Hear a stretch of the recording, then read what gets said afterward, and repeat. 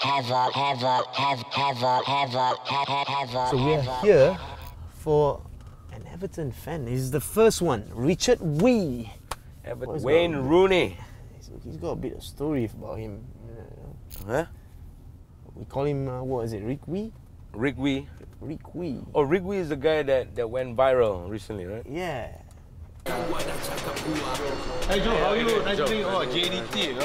So always see listen you too. Budak Subang Jaya memang ada gaya macam hari-hari hari raya cuma nak pergi 50. So Rick, I know you're a die-hard Evertonian. Basically on the weekend, a great comeback and Leighton Baines getting that 3 points, very much needed. Unsworth taking over. Is he the answer?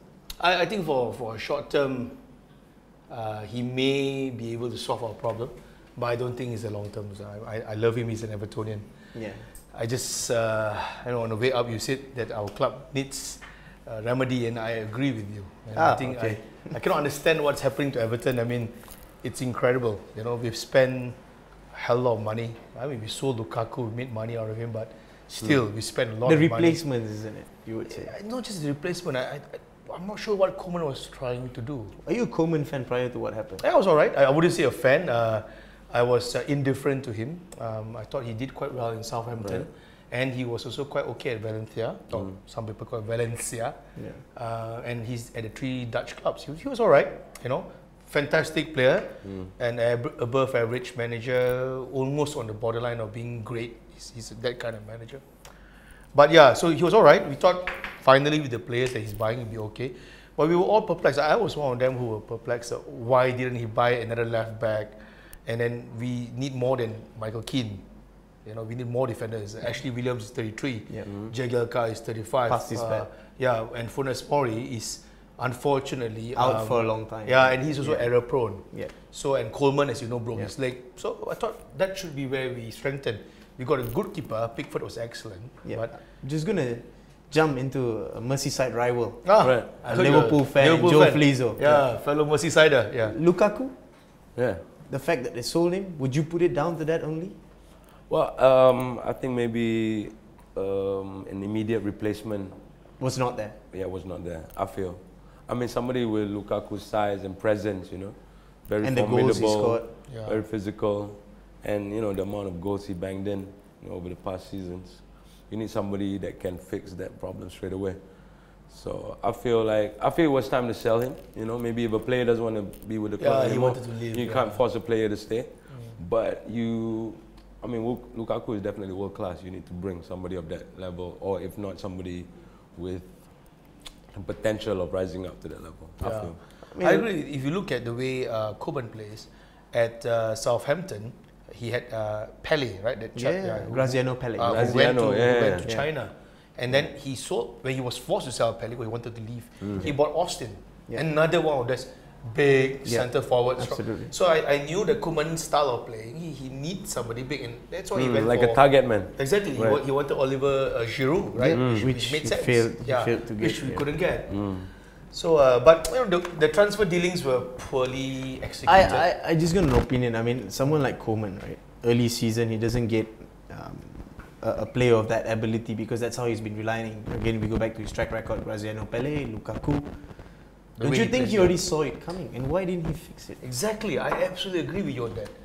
All of us Evertonians, I think I dare say a majority of us were seeing this. We knew that Lukaku wanted to leave April last year, you know, when Lukaku announced that he won't sign the new extension. So it was obvious that you have to sign. You have time to. You had time. Yeah, and then you had money. You know, for once, Everton had money. So it's a bit weird for me coming from Koeman's background. For me, growing up, I didn't grow up in the era where I managed to watch enough of Koeman games, but I did watch enough of him on highlights and watch a few games, and I know he's one of those best artistic centre backs coming along his side. He scored a lot of goals as a centre back. He's ahead of his time. Yeah, ahead of his time. He was playing football that many people were like, wow. And he came from clubs like, we're talking about Barca. And the football he plays at Southampton, the football that he played at Everton was very stingy, which is good for a club of that size. You cannot go and play expensive football. But it's weird, isn't it, that the fact that he's actually not adopted any kind of different kind of football, knowing that he didn't have that target man. Yeah. Enough of them, enough of him. But who's your big favorite right now? Current player? No. Manager. I mean, you just said David Ansford. It's a temporary answer. Who's your big pick? Personally, I've always liked Jose Mourinho. He's never going to come to Everton. I mean, there is the eternal hope in me, and then there is the realistic part of me. Eternal hope. Yeah, eternal hope, right? Yeah. So, of course, I hope that we could attract people like Diego Simeone, for example, from Atlanta. I think he fit our club, because the fact remains is in the city of Liverpool with two big clubs. And Liverpool has statistically won more cups than us, so it's always seen to be that club at the lead, and Everton's always one step or two steps behind.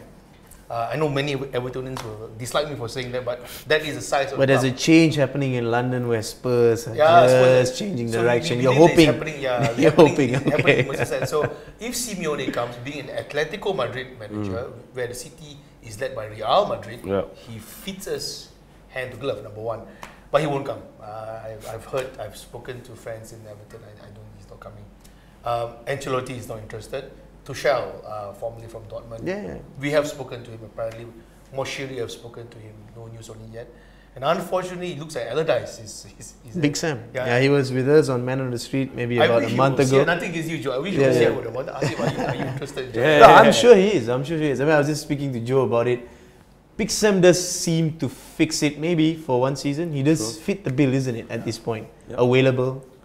Also somebody who, can gain the respect from the players straight away. Immediately. Yeah, immediately. I feel he has that presence. He has that aura about him that you need to command respect in the dressing room. Sometimes it's all about the backroom morale. Yeah. So if you get everybody, on the same. They're 10 points above relegation zone, so you wouldn't say that you're in a dogfight or anywhere close to. We shouldn't be. I think we are.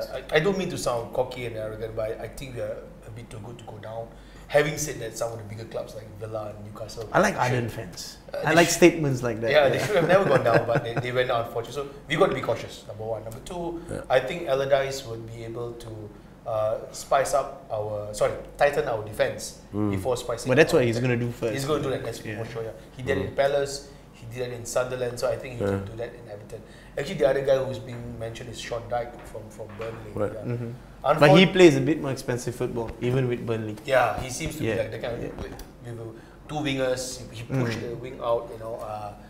And Everton don't have wingers now. We've sold off all our wingers. We let go of De La Foe, Eden McGeary. We bought 3 number 10s, Klaassen, Sigurdsson, and Rooney.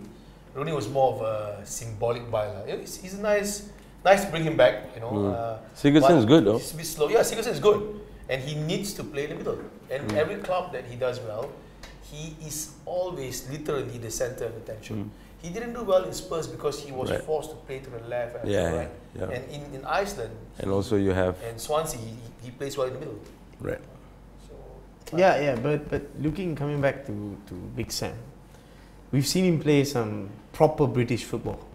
The old school Everton way. In the yesteryears I was talking about, and they need to knock the ball down. Sigurdsson is still a ball-playing footballer, if you realise.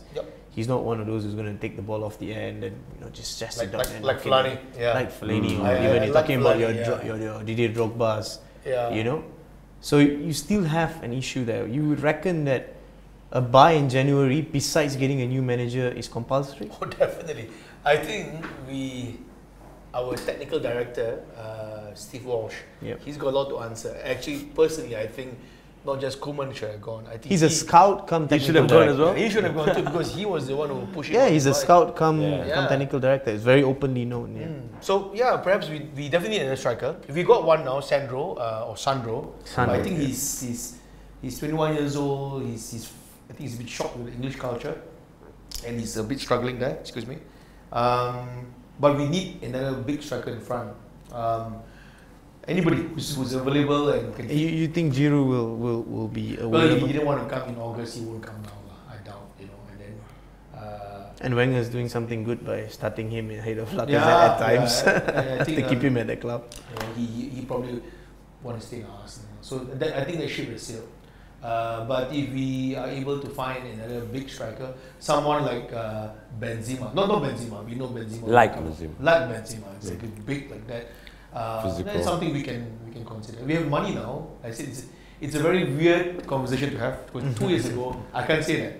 Yeah. But now we can actually... Money and struggling. Yeah. Not a bad situation to be in when you got time to fix. I mean, just coming back to Everton, you've seen them enough this season, I would say. Right. And you reckon they will be in top 10 again? Because they have the start of the season, we're talking about top 7. Now we're talking top 10. Yeah. I think so long as we don't get relegated, I'm happy. Oh yeah, really? Yeah, that's cool. For now. You still think they can fix it into top 10, isn't it? I don't know. They definitely have the quality, you know. It's whether or not they can turn the team around. I like him already. He's very realistic. Yeah. I like the fact that Rooney is back with the team. And, you know, although Rooney has had his critics over the years, I still feel like he's one of the best English players to have played for the country or in the league over the past years. So I think he does have a certain, you know, role to play. Yeah, role to play.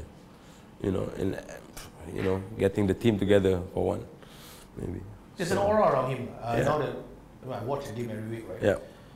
Prior to his arrival, obviously the centre of attention was Ross Barkley and Lukaku. But Ross is not someone who imposes himself on the pitch. He plays the ball, but he doesn't shout, doesn't impose. Lukaku asks for the ball all the time. Yeah. But since Rooney is playing, and I watched him play a few times, he's still got a fire in him. He's really there, you know. And he will shout and scream, and he will run up and down, and he will remind the players.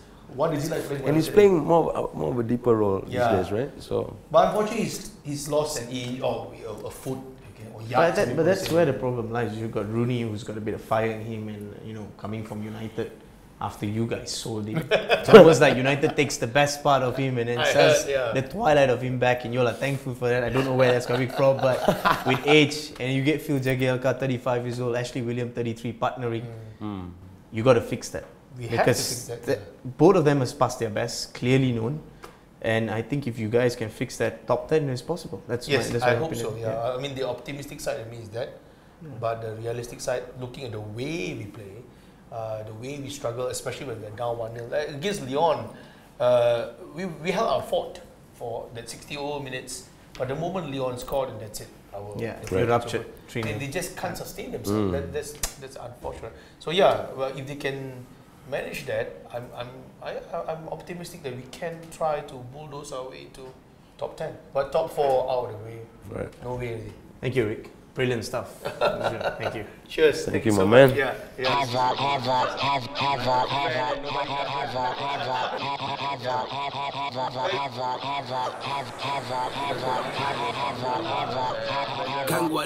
Well, what a story, isn't it? I mean, from Rick, who, Evertonian and Everton Football Club. Right. 2014, incredible story. Gave him great hospitality, but an ardent fan. It's always good to hear when, big club like Everton, really takes care of the people from all over the world. Yeah. It shows what the club is all about, isn't it? True. And it shows also that it's all about the fans. Without the fans, the club is nothing. Yeah, absolutely brilliant. Thank you very much.